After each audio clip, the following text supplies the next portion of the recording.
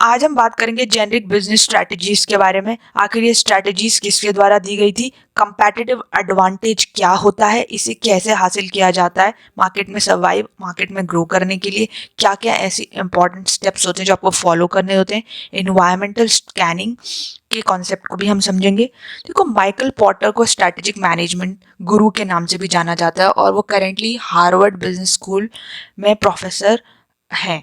उनकी बारे में अगर हम चर्चा करें तो उन्होंने काफ़ी सारी स्ट्रैटेजीज जो हैं एक बिजनेस को जो कंपैटिटिव एडवांटेज दिला सकती हैं उसके बारे में उनकी बुक्स में उसके बारे में उन्होंने चर्चा की है। तो पॉटर्स 5 फोर्सेस मॉडल की अगर हम बात करें, जेनरिक बिजनेस स्ट्रैटेजीज जिसके बारे में हम आज डिस्कस करने वाले हैं, नेशनल कंपैटिटिव एडवांटेज थियरी के बारे में, तो बहुत सारी ऐसी स्ट्रैटेजीज हैं जिनके बारे में उन्होंने बताया है ताकि बिजनेसेस जो हैं मार्केट में सरवाइव कर सकें या तो कंपैटिटिव एडवांटेज हासिल कर सकें। देखो, आप सब जैसा कि जानते हैं कि मार्केट में आज के डेट में बहुत सारा कंपटीशन है। वो इसीलिए है क्योंकि ग्लोबलाइजेशन, लिबरलाइजेशन, प्राइवेटाइजेशन जैसी नीतियां हमने लागू की हैं। मतलब कि आप कोई भी बिजनेस स्टार्ट कर सकते हो प्राइवेट सेक्टर में, किसी भी सेक्टर में आप वर्क कर सकते हो, स्टार्ट कर सकते हो बिजनेस को। उसके अलावा पूरे वर्ल्ड वाइड में आप अपने बिजनेस को ले जा सकते हो, एक्सपैंड कर सकते हो, राइट। तो इसकी वजह से क्या है कि मार्केट में बहुत ज़्यादा कंपटीशन हो गया है, राइट। तो अब ऐसे में कैसे आप अपने ब्रांड को सरवाइव करो, कैसे सरवाइव कर सकता है आपका ब्रांड, क्या आप कर सकते हो जिससे आप अपने जो कंपैटिटर्स हैं उनके ऊपर एज हासिल कर सकते हो। अब सबसे बड़ा सवाल ये है कि कंपैटिटिव एडवांटेज होता क्या है, राइट। कंपैटिटिव एडवांटेज होता क्या है? बेसिकली जब आपका मार्केट में सुपीरियर रेवेन्यू है, प्रॉफिट है अपने कॉम्पिटिटर्स द्वारा से, राइट। तो अब मैं किसी भी सेक्टर को ले लूं, चाहे मैं बात कर लूं फास्ट मूविंग कंज्यूमर गुड्स की या कंज्यूमर ड्यूरेबल गुड्स की, आईटी सेक्टर की, construction, real estate, okay, electronic goods, किसी भी इंडस्ट्री को आप एक बार देख लीजिए तो आप ये समझेंगे कि मार्केट में बहुत सारा कंपटीशन है। मतलब उसी के प्रोडक्ट्स के काफ़ी सारे ब्रांड्स हैं। अगर मैं ऑटोमोबाइल्स में देख लूँ, कार्स में पर्टिकुलरली, Hyundai है हमारे पास, होंडा है, मारुति सुजुकी है, ओके, जीप है।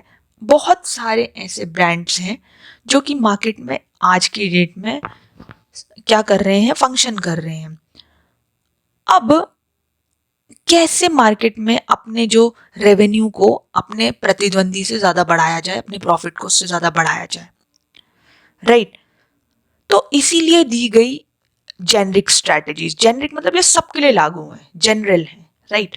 इसीलिए इसको जेनरिक बिजनेस स्ट्रैटेजीज भी बोला गया है। अब इसमें जो माइकल पॉटर जी ने बात की थी, 4 स्ट्रैटेजीज की बात की थी, cost leadership, cost focus, differentiation and differentiation focus. अब इनमें क्या क्या है बेसिकली, अगर मैं बात करूं कॉस्ट लीडरशिप और कॉस्ट फोकस के बारे में, तो यहाँ पे बेसिकली कोई भी ब्रांड जो है वो अपनी कॉस्ट पे बेसिकली वर्क करता है, अपनी कॉस्ट को कम करने की कोशिश करता है और मार्केट में कॉम्पिटिटिव एडवांटेज हासिल करने की कोशिश करता है। अब कॉस्ट लीडरशिप में मार्केट जो होता है वो वाइड होता है, मतलब बहुत बड़ा मार्केट होता है, बहुत सारे कस्टमर्स होते हैं उस मार्केट के, बहुत सारे कस्टमर्स होते हैं। नैरो में कस्टमर्स कम होते हैं, मार्केट साइज नैरो है। यानी डिफरेंशिएशन में बेसिकली मार्केट साइज जो है बहुत वाइड है और आपका प्रोडक्ट यूनिक है और प्रोडक्ट से। और डिफरेंशिएशन फोकस में आपका प्रोडक्ट जो है यूनिक तो है लेकिन मार्केट साइज नैरो है। अब ये होता क्या है हम एक डायग्राम के थ्रू समझेंगे और एग्जाम्पल्स के थ्रू भी समझेंगे। देखो, इस डायग्राम में आप देख सकते हो, सबसे पहले कॉस्ट लीडरशिप की बात की गई है। तो जैसा कि मैंने आपको अभी बताया कि लोअर कॉस्ट होती है आपके प्रोडक्ट की और मार्केट साइज मतलब इंडस्ट्री जो है वाइड होती है, काफ़ी सारे आपके कस्टमर्स होते हैं, ब्रॉड बेस है कस्टमर्स का, इंडस्ट्री वाइड है, तो लोअर कॉस्ट है। अब कैसे हो सकती है एक प्रोडक्ट की कॉस्ट कम, राइट? इस पे चर्चा करेंगे आगे आगे की स्लाइड्स में।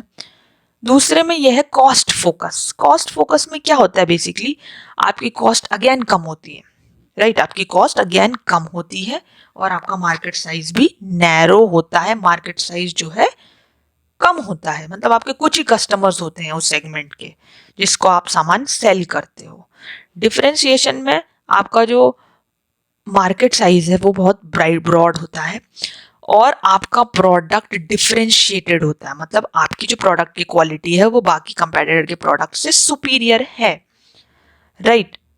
और आपका जो इंडस्ट्री साइज है वो बड़ा, और इसमें बेसिकली कॉस्ट हायर होती है क्योंकि ऑब्वियसली जब आपका प्रोडक्ट सुपीरियर होगा तो कॉस्ट हायर होगी। तो दोनों के केस में, डिफरेंशिएशन और डिफरेंशिएशन फोकस के केस में कॉस्ट हाई होती है, लेकिन कॉस्ट लीडरशिप में कॉस्ट लो होती है।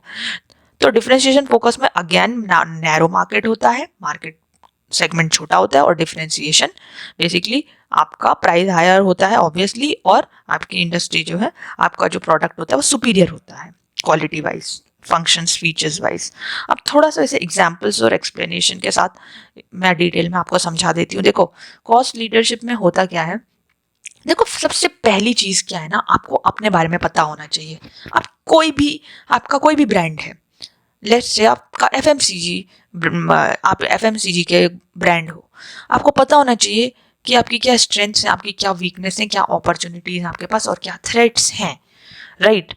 अब क्योंकि एक एफएमसीजी जो कंपनी होती है बहुत सारे प्रोडक्ट्स बेच रही होती है, शैम्पूज, ऑयल्स, कंडीशनर्स, आपके सोप्स, ओके, या फिर ग्रोसरी आइटम्स, है ना, सीरियल्स, वीट, राइस, पल्सेस, बहुत सारे चीज़ें वो सेल कर रही होती है। तो आपको ना आपके स्वॉट एनालिसिस करने की ज़रूरत है हर हर मार्केट सेगमेंट की। जैसे फॉर एग्जांपल शैम्पूज की अलग से आप स्वॉट एनालिसिस कर सकते हो, सोप्स की अलग से कर सकते हो, कंडीशनर्स की, या फिर आपके हेयर ऑयल्स की, परफ्यूम्स की, है ना। तो आपने स्वॉट एनालिसिस कर लिया कि मेरा जो, लेट से मेरा जो परफ्यूम है उसकी ये स्ट्रेंथ है, ये वीकनेस है, मार्केट में ये अपॉर्चुनिटीज़ है मेरे पास, ये थ्रेट्स हैं, आपने कर लिया, आपको पता चल गया।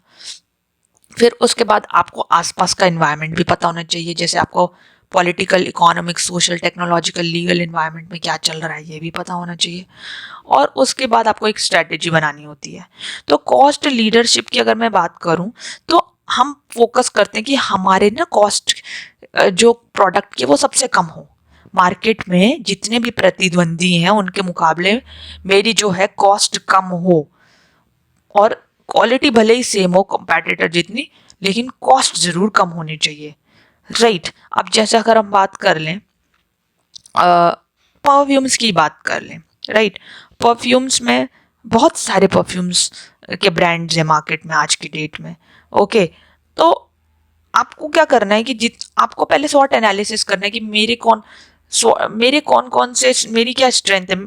जैसे फॉर एग्जांपल आप बहुत सारे फ्रेग्रेंसेस वाले परफ्यूम्स बेच रहे हो, है ना, आप बेसिकली अलग अलग उसको प्राइस रेंज में बेच रहे हो। आपको समझना है कि मेरे कंपैटिटर क्या कर रहे हैं, वो किस उनकी क्या, वो कौन कौन से सेल कर रहे हैं, क्या क्या उनकी स्ट्रेंथ है, उनकी क्या वीकनेसेस है, मेरी क्या स्ट्रेंथ है, मेरी क्या वीकनेसेस है, फिर मेरे पास क्या अपॉर्चुनिटीज हो सके, मेरे क्या थ्रेट्स हैं। उसके बाद ही आप आगे का वो ले सकते हो ना। आपको पता चलेंगी जब आपकी कुछ वीकनेसेस हैं कि उस स्ट्रेंथ है, तो उस पर तो आप वर्क करोगे, फिर उस हिसाब से फिर आप क्या करोगे, अपनी कॉस्ट को कट करने की कोशिश करोगे। तो यहाँ पे कॉस्ट लीडरशिप में मैं अपनी कॉस्ट को कट करने की कोशिश करती हूँ। कैसे कर सकती हूँ अपनी कॉस्ट को कट? जब फॉर एग्जाम्पल मैं जहाँ से रॉ मटेरियल एक्वायर कर रही थी वो पहले कॉस्टली रॉ मटेरियल हुआ करता था, राइट? लेकिन मुझे कुछ ऐसे सप्लायर्स मिल गए जिनके साथ मैं टाई अप कर रही हूँ कुछ सालों का, और वो मुझे फिर एक कम प्राइस में वो रॉ मटेरियल बेच रहे हैं। लॉजिस्टिक्स कॉस्ट में कम कर रही हूँ, जैसे स्टोरेज की कॉस्ट है, या फिर उसको ट्रांसपोर्टेशन की कॉस्ट है इधर से उधर ले जाने की, तो उसको मैं कम करूँ। वो कैसे हो सकती है? फॉर एग्जाम्पल वेयर हाउसिंग की बात करूँ, मेरे खुद के वेयर हाउसेज हैं जिसका मुझे रेंट पे नहीं करना है, तो वो बहुत बड़ा एडवांटेज है, रेंट पे नहीं करना है। उसके अलावा मेरे खुद के ट्रांसपोर्टेशन व्हीकल्स हैं, मुझे खुद कहीं पे नहीं करना, मेरे खुद का फैक्ट्री है, मतलब रेंट नहीं दे रही हूँ मैं, तो बेसिकली इससे मेरी कॉस्ट कट हो जाती है, मेरे अपना सामान सस्ता बेच सकती हूँ मैं, राइट। तो कॉस्ट लीडरशिप हासिल ऐसे किया जाता है। तो रिलायंस जियो ने क्या किया, रिलायंस जियो ने, अब तो खैर सिचुएशन बदल गई है क्योंकि अब, बट उस टाइम पे रिलायंस जियो ने बिल्कुल ही मार्केट में कॉम्पिटिटिव एडवांटेज हासिल कर लिया था जब उसने फ्री रिचार्ज कनेक्शंस दिए थे लोगों को, राइट, क्योंकि कोई और नहीं दे पा रहा था, उसने कॉस्ट लीडरशिप हासिल कर ली थी। वॉलमार्ट की मैं बात करूँ, बहुत ही सस्ता सामान, है ना। मैकडोनल्ड्स, बहुत सस्ते बर्गर्स, जो बर्गर्स हैं इतने सस्ते का जो कॉन्सेप्ट है वो मैकडोनल्ड्स ही लाया था, इतने इतने सस्ते में आपको फास्ट फूड मिल रहा था, राइट। तो इसने एक कॉस्ट लीडरशिप हासिल की हुई, इसके कॉस्ट जो है सबसे कम है, राइट। ऑब्वियसली एक दो कुछ ब्रांड्स आ गए हैं जिनकी कॉस्ट कम है, लेकिन बात यह है कि अभी भी यही मार्केट लीडर है, राइट। उसके बाद जैसे जियो और आप मैकडोनल्ड्स का यहाँ पे लोगो देख सकते हो, राइट। उसके अलावा हम बात करें कॉस्ट फोकस की, तो यहाँ पे क्या होता है ना, मार्केट नैरो होता है जैसे कि मैंने आपको बताया था, और प्राइजेस आर लेस, पर प्राइस लेस होते हैं कंपेटिटर्स से। जैसे अगर मैं बात करूँ टाटा की ई कार्स की, तो टाटा की ई कार्स और कार्स के मुकाबले काफ़ी सस्ती हैं इलेक्ट्रॉनिक कार्स, राइट। और मार्केट साइज अभी नैरो है। मार्केट साइज नैरो क्यों है अभी, क्योंकि ज़्यादातर लोग अभी भी डीजल और पेट्रोल के व्हीकल्स प्रेफर कर रहे हैं क्योंकि वो बेसिकली सस्ते हैं, और मतलब आपका एवरेज ज़्यादा देता है।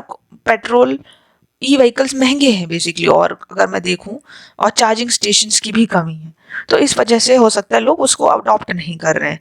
डिफरेंशिएशन की मैं बात करूं, तो डिफरेंशिएशन में क्या होता है कि आपके गुड्स जो है सुपीरियर क्वालिटी के होते हैं, राइट, और हायर प्राइस भी आप चार्ज कर सकते हो उनके लिए। इसीलिए जब आपके गुड्स औरों से सुपीरियर होंगे, सिंपल सी बात है, तो आप, और आपकी ब्रांड वैल्यू भी बन रखी है मार्केट में, तो आप ऑब्वियसली उस चीज़ को महंगे में बेच सकते हो, राइट। जैसे अगर मैं बात करूँ एप्पल, एप्पल की अगर हम लोगों भी देख सकते हैं यहाँ पे, एप्पल क्या है, जो महंगे सामान जो है, अपना जो है प्रोडक्ट्स हैं जो महंगे में बेचता है क्योंकि उसके पास iOS है, that is in operating system, जो किसी के पास नहीं है।